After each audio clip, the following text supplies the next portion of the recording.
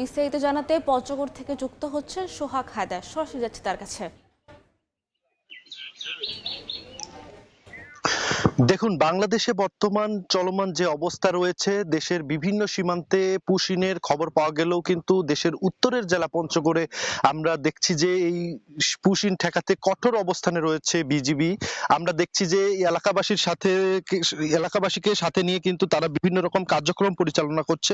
এই মুহূর্তে আমি আছি পঞ্চগড়ের মিরগড় সীমান্ত এলাকা। এখানে বিজিবি এবং এলাকাবাসী উভয়ে উপস্থিত রয়েছে। আমি সকালে এসেছি এবং এখানে দেখছি যে বিভিন্ন রকম দিক নির্দেশনা তারা প্রদান করছে এবং এলাকাবাসীকে সাথে নিয়ে তারা কাজ করার অঙ্গীকার করছে। এবং এলাকাবাসী বলছেন যে তারা এই ধরনের এলাকায়, যেহেতু সীমান্ত এলাকায় বসবাস করেন, সেহেতু পুশিন ঠেকাতে তারা বিজিবিকে সর্বাত্মক সহযোগিতা করবেন, এমনটি আমাদের জানিয়েছে।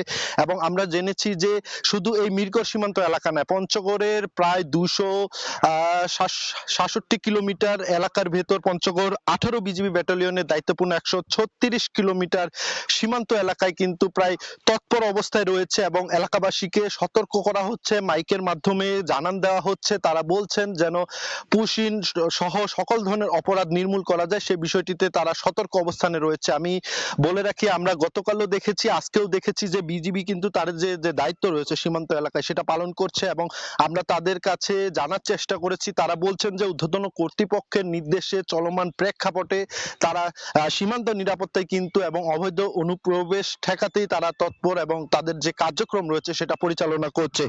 আমি জানিয়ে রাখি যে পঞ্চগড়ে এখন পর্যন্ত কোনো ধরনের পুশিনের ঘটনার খবর আমাদের কাছে আসেনি, তবে আমরা জেনেছি যে বিজিবি এই পুশিন ঠেকানোর জন্য এলাকাবাসীকে নিয়ে তাদের যে কার্যক্রম রয়েছে সেটা পরিচালনা করার জন্য সব ধরনের ব্যবস্থা গ্রহণ করেছে। তো এ ছিল আমার কাছে পঞ্চগড়ের সীমান্ত এলাকার সর্বশেষ খবর। যুক্ত ছিলাম পঞ্চগড় থেকে।